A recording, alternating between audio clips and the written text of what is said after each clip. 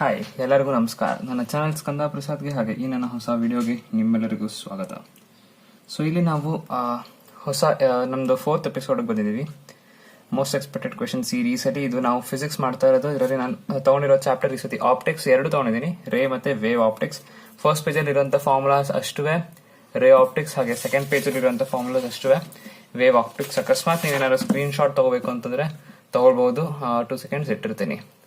ಹಾಗೆ ಇದಿರ್ತದೆ, ಸೊ ಇದು ಅಕಸ್ಮಾತ್ ತಗೋಬೇಕಂದ್ರೆ ತಗೊಳ್ಬಹುದು. 2 ಕ್ವೆಶ್ಚನ್ ಇದೆ ಇಲ್ಲಿ ನಮ್ಮ ಹತ್ರ, ಅದನ್ನ ನಾವು ಎಂಡಲ್ಲಿ ಸಾಲ್ವ್ ಮಾಡೋಣ. ಸೊ ಫಸ್ಟ್ ನಾವು ಶುರು ಮಾಡೋಣ ಇದರಿಂದ. ರೇ ಆಪ್ಟಿಕ್ಸ್ ಅಲ್ಲಿ ಫಸ್ಟ್ ನಾವು ಮಿರರ್ಸ್ ಬಗ್ಗೆ ಮಾತಾಡ್ಬೇಕಂತಂದ್ರೆ ಯೂಶಲಿ ಸ್ಪೆರಿಕಲ್ ಮಿರರ್ಸ್ ಅಲ್ಲಿ ಡಿಸ್ಕಸ್ ಮಾಡೋದು. ಇನ್ನೂ ಸ್ಪೆಸಿಫಿಕ್ ಆಗಿ ಹೇಳ್ಬೇಕಂತಂದ್ರೆ ಕಾನ್ಕೇವ್ ಮಿರರ್ಸ್ ಮೇಲೆ ಕ್ವೆಶನ್ಸ್ ಕೇಳೋದು ಅಕಸ್ಮಾತ್ ಕೇಳಿದ್ರೆ. 1/u + 1/v v = 1/f ಇದು ನಿಮಗೆ 10th ಸ್ಟ್ಯಾಂಡರ್ಡ್ ಇಂದಾನೆ ಗೊತ್ತು. Magnification = -v/u. ಇದು ಮ್ಯಾಗ್ನಿಫಿಕೇಶನ್ ಇದು ಫಾರ್ಮುಲಾ ಅಂದ್ರೆ ಎಷ್ಟು ದೊಡ್ಡದಾಗಿದೆ ಅಥವಾ ಎಷ್ಟು ಚಿಕ್ಕದಾಗಿದೆ ಇಮೇಜ್ ಅಂತ ಕ್ಯಾಲ್ಕುಲೇಟ್ ಮಾಡಕ್ಕೆ. Focal length = radius of curvature divided by 2, ಇದು ಆಲ್ರೆಡಿ ಗೊತ್ತಿದೆ ನಿಮಗೆ. ಹಾಗೆ ಪಾರ್ = -1/f. ಸೊ ಎಫ್ ಇದರಲ್ಲಿ ಮೀಟರ್ಸ್ ಅಲ್ಲಿ ಇರಬೇಕು, ಪಾರ್ ಬರುತ್ತೆ ಅವಾಗ ನಿಮಗೆ ಡಯಾಪ್ಟರ್ ಅಲ್ಲಿ, ಅದು ಒಂದು ಯೂನಿಟ್. ಸೊ ಇಷ್ಟು ನಿಮಗೆ ಗೊತ್ತಿದೆ, ಬೇಸಿಕ್ ಪ್ರಾಬ್ಲಮ್ಸ್ ಎಲ್ಲ ನಿಮಗೆ ಸಾಲ್ವ್ ಆಗೋಗುತ್ತೆ. ನೆಕ್ಸ್ಟ್ ನಮ್ಮ ಹತ್ರ ರಿಫ್ರಾಕ್ಷನ್ ಬಗ್ಗೆ ಇರೋದು ಸ್ನೆಲ್ಸ್ ಲಾ. ಸ್ನೆಲ್ಸ್ ಲಾ ಆಕ್ಚುಲಿ ಹೇಳೋದು ಏನಂತಂದ್ರೆ n1 sin i = n2 sin r ಅಂತ. n1 ಅಂತಂದ್ರೆ ರಿಫ್ರಾಕ್ಟಿವ್ ಇಂಡೆಕ್ಸ್ ಆಫ್ ಮೀಡಿಯಂ 1. ಆ ಮೀಡಿಯಂ 1 ಅಲ್ಲಿ ನಾವು ಇನ್ಸಿಡೆಂಟ್ ರೇ ಬಿಡ್ತಾ ಇರೋದು n2 ಅಂತಂದ್ರೆ refractive index of medium 2 and sin r ಅಂತಂದ್ರೆ ರಿಫ್ರಾಕ್ಟಿಂಗ್ ಆಂಗಲ್ ಅಂತ. ಸೊ ಇದು ಯಾವತ್ತೂ ಕಾನ್ಸ್ಟೆಂಟ್ ಕೆ ಅಂತ ಇರುತ್ತೆ. ಆ ತರ ಎಷ್ಟೊಂದು ಮೀಡಿಯಂ ಅಂದ್ರೆ ಎಷ್ಟೊಂದು ಗ್ಲಾಸ್ ಸ್ಲ್ಯಾಬ್ಸ್ ತರ ಏನಿಟ್ಟಿದ್ರೆ n3 sin 3 ಅದರ ಇಲ್ಲಿ ಸೈನ್ i1 i2 ಆ ತರ ಅಂದ್ರೆ ಬೇರೆ ಏನಾದ್ರು ನಾಮೆನ್ಕ್ಲೇಚರ್ ಮಾಡ್ಕೋಬಹುದು. ನೆಕ್ಸ್ಟ್ ನಮ್ಮ ಇರೋದು shift due to glass slab ಅಂತ.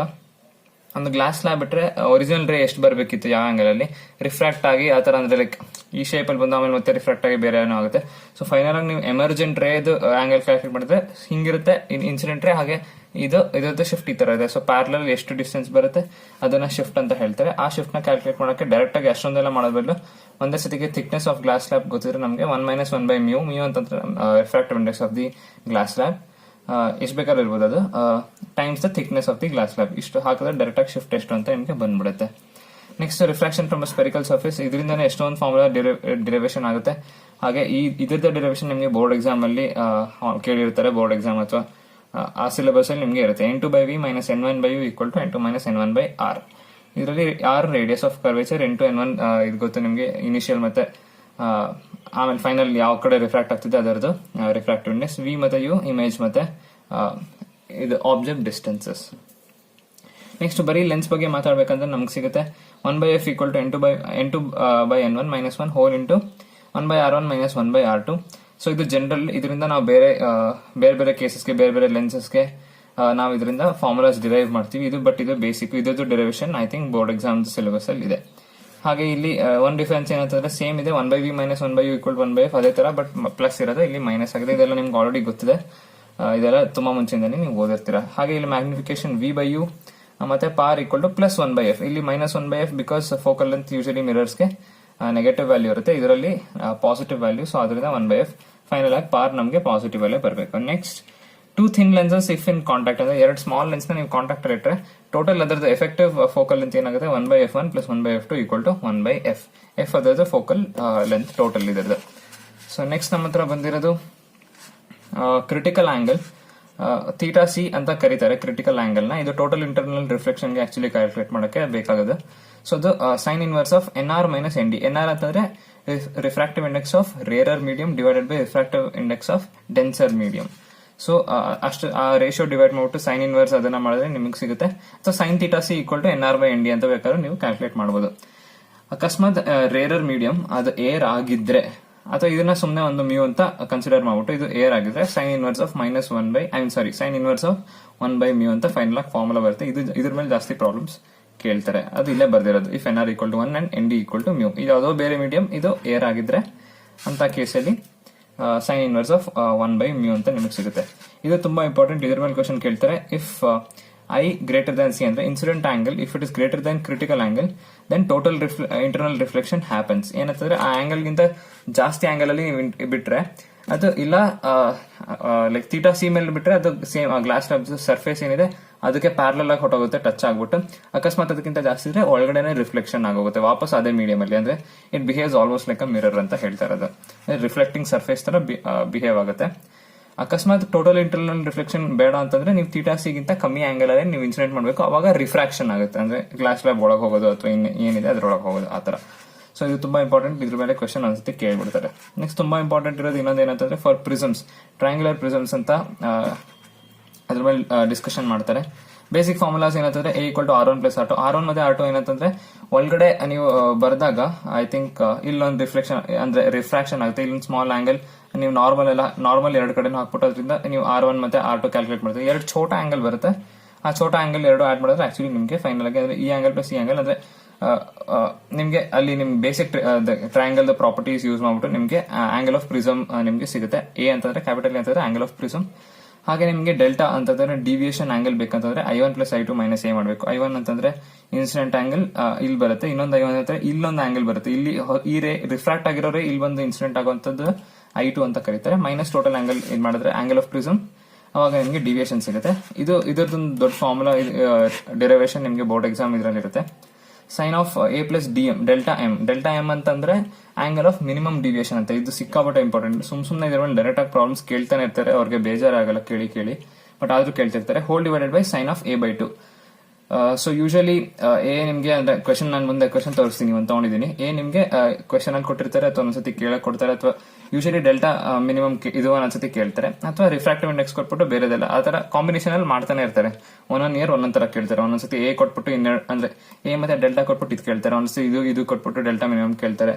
ಸೊ ಆ ತರ ಕಾಂಬಿನೇಷನ್ ಕೊಡ್ತಾನೆ ಇರ್ತಾರೆ, ಬಟ್ ಫಾರ್ಮುಲಾ ಮಾತ್ರ ಇದ್ದೇ ಇರುತ್ತೆ. ನೆಕ್ಸ್ಟ್ ನಾವು ನೋಡೋಣ YDSC ಬಗ್ಗೆ. YDSC ತುಂಬಾ ಇಂಪಾರ್ಟೆಂಟ್. ಇದ್ರ ಮೇಲೆ ಅಟ್ಲೀಸ್ಟ್ 2 ಕ್ವಶನ್ಸ್ ಅಂತ ಕೇಳ್ತಾರೆ, ಒಂದೊಂದ್ಸತಿ 2 ಅಥವಾ 3 ಕೇಳ್ಬಿಡ್ತಾರೆ. ಸೊ ಡೆಲ್ಟಾ ಎಕ್ಸ್ ಅಂತಂದ್ರೆ ಪಾತ್ ಡಿಫರೆನ್ಸ್ ಅಂತ ಹೇಳ್ತಾರೆ. ಪಾತ್ ಡಿಫರೆನ್ಸ್ = ನಮಗಿರೋದು ಫಾರ್ಮುಲಾ D sin θ ಅಂತ. ಇದ್ರ ಮೇಲೆ ತುಂಬಾ ಡೀಟೇಲ್ಸ್ ಬೇಕಂತಂದ್ರೆ ಥೀಟಾ ಏನೋ ಅದೆಲ್ಲ ಆಕ್ಚುಲಿ ತುಂಬಾ ದೊಡ್ಡ ಡಯಾಗ್ರಾಮ್ ಎಲ್ಲ ಡ್ರಾ ಮಾಡಿ ತೋರಿಸಬೇಕಾಗುತ್ತೆ. ಡೆರಿವೇಶನ್ ಆಕ್ಚುಲಿ ಅಂದ್ರೆ ತುಂಬಾ ಚೆನ್ನಾಗಿದೆ ಅದು ಕಾನ್ಸೆಪ್ಟ್. ನನಗೆ ಈ ಚಾಪ್ಟರ್ ಅಂದ್ರೆ ತುಂಬಾ ಇಷ್ಟ ಆಯ್ತು. ಸುಮಾರು ಪ್ರಾಬ್ಲಮ್ಸ್ ಇದರಲ್ಲಿ JEE Main JEE advance level ಅಲ್ಲಿ ಎಷ್ಟು ಚೆನ್ನಾಗಿ ಕೇಳೋರು ಅಂತಂದ್ರೆ ನಿಮ್ಗೆ ನಿಜವಾಗ್ಲೂ ಸಾಲ್ವ್ ಮಾಡೋದ್ಮೇಲೆ ಖುಷಿ ಆಗೋದು. ಸೊ ಅಷ್ಟು ಚೆನ್ನಾಗಿರುತ್ತೆ ಪ್ರಾಬ್ಲಮ್ಸ್. ನಿಮ್ಗೆ ಇಲ್ಲಿ ಕನ್ಸ್ಟ್ರಕ್ಟಿವ್ ಮತ್ತೆ ಡಿಸ್ಟ್ರಕ್ಟಿವ್ ಇಂಟರ್ಫರೆನ್ಸ್ ಅಂತ ಎರಡು ಇರುತ್ತೆ. ಕನ್ಸ್ಟ್ರಕ್ಟಿವ್ ಇಂಟರ್ಫರೆನ್ಸ್ ಅಲ್ಲಿ ಪಾರ್ಟ್ ಡಿಫರೆನ್ಸ್ n ಇದು ಯೂಶಲಿ ಬ್ರೈಟ್ ಫ್ರಿಂಜಸ್ ಗೆ ಕ್ಯಾಲ್ಕುಲೇಟ್ ಮಾಡಕ್ಕೆ, ಈ ಪಾರ್ಟ್ ಡಿಫರೆನ್ಸ್ ನೀವು ಡಾರ್ಕ್ ಫ್ರಿಂಜಸ್ ನ ಕ್ಯಾಲ್ಕುಲೇಟ್ ಮಾಡಕ್ಕೆ ಇರೋದು. ತುಂಬಾ ಮೋಸ್ಟ್ ಇಂಪಾರ್ಟೆಂಟ್ ಫಾರ್ಮುಲಾ ಅಂತಂದ್ರೆ ಇದು ಬೀಟಾ ಅಂತಂದ್ರೆ ಫ್ರಿಂಜ್ ವಿಡ್ತ್, ಒಂದೊಂದ್ಸತಿ W ಅಂತ ಹಾಕ್ತಾರೆ, ಸ್ಮಾಲ್ W ಇಡ್ತಾರೆ ಇದನ್ನ ಫ್ರಿಂಜ್ ವಿಡ್ತ್ ಅಂತ. ಫ್ರಿಂಜ್ ವಿಡ್ತ್ ಅಂತಂದ್ರೆ ಇಲ್ಲಿ ನಿಮ್ಗೆ ಫ್ರಿಂಜಸ್ ಈ ತರ ಡಾರ್ಕ್ ಅಂದ್ರೆ ಆಲ್ಟರ್ನೇಟ್ ಇರುತ್ತೆ, ಒಂದು ಬ್ರೈಟ್ ಒಂದು ಡಾರ್ಕ್ ಹತ್ರ. ಸೊ ಫ್ರಿಂಜ್ ವಿಡ್ತ್ ಏನಿರುತ್ತೆ ಆ ಡಿಸ್ಟೆನ್ಸ್ ನ ನಾವು ಬೀಟಾ ಅಂತ ಕರೆಯೋದು.